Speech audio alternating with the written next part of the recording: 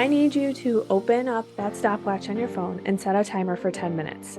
Play some relaxing music, and it's going to be your turn to write your vision for your life.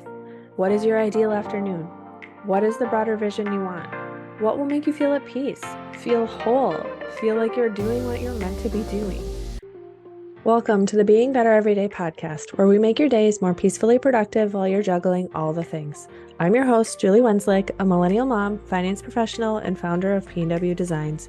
I know that as a mom, business owner, corporate girly, or a combination of all three like myself, sometimes life can feel like a lot.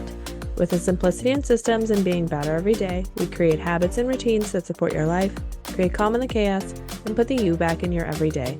Grab those headphones, put on your shoes, and join me on a walk while we dig into today's episode. Welcome back to the Being Better Everyday podcast. If you are just joining me for your first episode today, then don't forget to listen to episode 17 first, where I covered how to reflect on the past year. Now we get to dive into the intention for the new year to come. Here's the thing, this shouldn't be overwhelming. This should be about knowing your vision for what you want to see for your life and how you want to feel in creating intention around that life. Your vision, your life, and no one else's. Before we get into the step-by-step exercise, I want to talk about annual bucket lists. This is something that my husband and I have done for the last 5 or so years. Obviously, so a little story about this. We did our annual bucket list at the end of 2019 on the way back from our hometown in Minocqua, Wisconsin, where we basically brainstorm what are things we want to do for the following year, right? We write things like go to the wild game or go to the zoo, or, we had our daughter at that point and she was just turning 1. So we were very focused on things that would be friendly for her. And then I have this window, like a window frame, right? That we write all of those bucket list items on, and it's on our stairs. Well, we did that. And then March of 2020 happened. And most of our 2020 bucket list did not get done because everything was closed or we didn't feel comfortable. But we have gotten back into the habit. We did miss it for 2023. Life flew by. I think I mentioned that on another episode, and we just basically didn't do it. And we noticed the difference. I feel like this summer things just snowballed, and we didn't go to the zoo until late in the year. We didn't go to any sports team games. We didn't do the things that we had historically set out to do. So that's why these bucket lists are so important. But it's really pretty simple. It's sitting down with your spouse, maybe in a long car ride or a date night, and listing out things you want to do for the year, vacations you want to take, just joyful moments that you intend on doing. And then what I want you to do is put it somewhere where you will see it. That is super important. If you write it and then put it in a notebook on the bottom of your shelf somewhere, you're not going to remember what you wrote. So for us, we put it up somewhere in our house, either on a piece of paper or, like I said, on our window where we write with dry erase marker, that we can see it and check things off throughout the year. That is also super important. So I will take you through kind of our vision workbook today, our step-by-step exercises, but this is something that you should be doing as a bucket list with your family, with your spouse, with your partner, whoever you are doing life with. That is an additional exercise that is extremely important and something that I love doing. And if you haven't done one in the past, I encourage you to do so. So first, now that we get into the vision planning and kind of we've reflected, it's time to get into the vision. Imagine yourself sitting on a back porch on a perfect summer day. And obviously you're listening to this in the middle of December potentially, or early January. It's not a perfect summer day, but just imagine that you're sitting on the back porch on a perfect summer day, overlooking the calm on a gorgeous lake, sparkling water in hand, or kombucha, because I've been obsessed with that lately, feet up on a comfy lounger, and laptop working on your lap for your latest project. You are calm, relaxed, full of bliss, and knowing that you have the time and energy to devote to your passions. That vision you just played in your head, that's mine. When I look at my ideal afternoon, what would make me feel at peace? I see myself living on a lake, lounging while enjoying work on my time. I envision having a time freedom to enjoy the lake and my family, and having the means to live life at its fullest. Here's what's important. By having a specific vision, I know what's important to me. I also know what steps I will be taking then to be better every day and working towards that vision. Step 1 in setting your intentions for the new year, I need you to open up that stopwatch on your phone and set a timer for 10 minutes. Play some relaxing music, and it's going to be your turn to write your vision for your life. What is your ideal afternoon? What is the broader vision you want? What will make you feel at peace, feel whole, feel like you're doing what you're meant to be doing? You will want to get clear on your life, what it feels like, and what you're doing. What is your family doing? Where are you? What brings you joy? Remember, if you need more than 10 minutes, that's fine too. Just keep it simple and journal it out.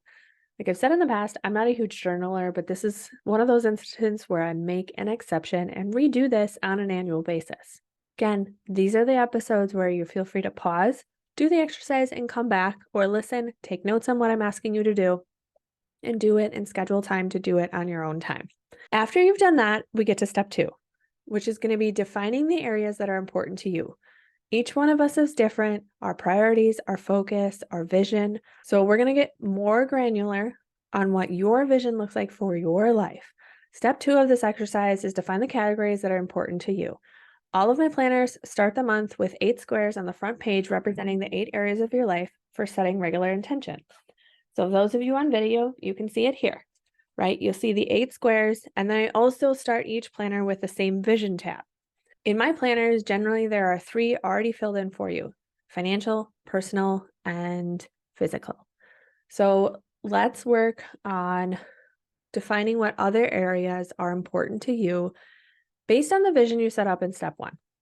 You don't need 8 all the time, but obviously there's space for you to do that in my planners. But think about what areas are important to you. What areas do you want to send regular intention around? So for example, my categories are personal, financial, well-being, marriage, family, P&W designs, and faith. That's actually 7, not 8, right? And that's okay. For me, personal, for example, is the theme of one thing for me. So whereas well-being is going to be mental and physical health. So one thing for me might be setting a goal for books, or basically that relaxation self-care time, where mental and physical well-being and health are, just essential to being a well-rounded individual. So for step 2, I want you to define what your 8 are. Again, you can do this on a piece of paper or get the vision book workbook within my shop at pwplanners.com/shop. There is a free vision workbook that you can download and follow this exercise through. Step 3, let's reflect. As I mentioned in the last podcast, this is where the last step of reflection comes in. Step 3 is reflecting on those categories. I feel like I keep saying this, but I'm not a huge journaler. But this is, again, where I'm going to make the exception. I'm not one that loves writing things down. I'm not one that journals on a daily basis. But it's important to kind of know where you were so that you can set out where you're going. So let's look at your categories. How do these categories in the last year stack up? Where do you feel good? You can create a rating system, write a few words, or write how you feel. What are you proud of? What needs work, right? You're basically taking each of those sections, and again, you can kind of visualize this in the workbook, and writing out a couple of bullet points or rating. Where are you at? It could be 1 through 5 scale. It could be, hey, I need work here, here, and here. How did the year go with my family? How did the year go with my health, right? What are you proud of? It's going to be kind of similar to some of the questions you might have asked in the last podcast episode, but a little bit different because for me, it's going to be bullet pointed, right? Again, if you're a journaler, you can write a page on each, but for me, it's a couple of bullet points in each of these categories. So I want you to open your watch again and take the next 5 to 10 minutes to assess where you are in each of these categories. After you've done that, then we get to step 4, setting those intentions. After you've assessed where you are, then let's take that vision and bring clarity to where you are going. Within each of these categories, I want you to write 1 to 3 things that you're going to focus on for the next 6 months to a year that align with your vision. Again, the point of the vision tab and the vision workbook is to set kind of that macro high level within each of these categories. And then you have each month to set those intentions on a more short-term basis. So, for example, my daughter and my family category, I have the intention of putting my phone down from 4 to 6 p.m. every day. That is something that has been a consistent intention through the last year. I would write that down. For finances, we're focusing on paying off our student loans. So I might calculate how much we're paying down per month and what that'll equate to for the year and put that as a goal, right? Or maybe put it a little higher than what we're normally paying per month so that we can pay them down a little bit faster. If you have credit card debt, right, it would be paying down credit card by XYZ date, right? So these are where you're going to get a little bit more tactical on what your intentions are for the year.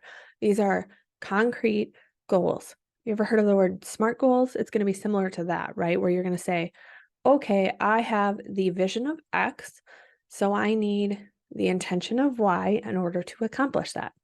The last thing on this is I need you to write them down in present tense, like you are living it right now because this is your now, right? Your 2024. It's not going to be future state because I want you to put the belief behind it. So an example of this would be, I am present with my daughter from 4 to 6 p.m. Not, I intend to be present with my daughter from 4 to 6 p.m. These steps give you tangible intentions to revisit each and every month. Don't worry, they can change because we all grow and change ourselves. But the fun part is then from there, I talked about in the beginning, I want you to make this into a vision board to print or put on your computer home screen as a reminder of the work you are going to be putting in at the beginning of the year. Head over to pwplanners.com/shop to get the vision board template for Canva, or DM me the word vision and I will get you the link for the vision workbook and the vision board. The vision workbook is free. The vision board is $5 because it does take time to set it up all in Canva, but it's all ready for you and it will save you the time and work of doing it yourself.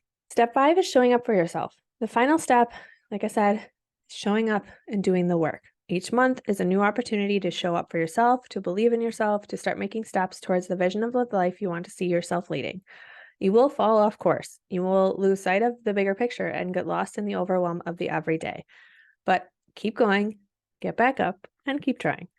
At the beginning of each month, you should write out the same 8 boxes and revisit those intentions to make sure that they still feel aligned. My brother was at a conference recently and he somehow got to see Reese Witherspoon speak. I have no idea how, but I'm super jealous. And one of his favorite quotes from that speech was, "Walk with purpose in the direction you are going."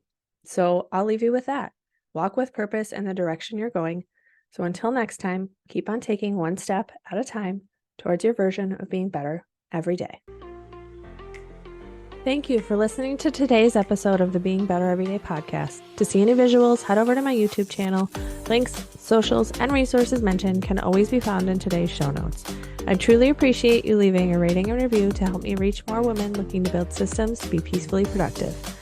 If you are looking for more, you can always find me on Instagram at julie.pwdesigns, sharing the behind the scenes of my everyday life as a millennial mom, corporate girly, and small business owner.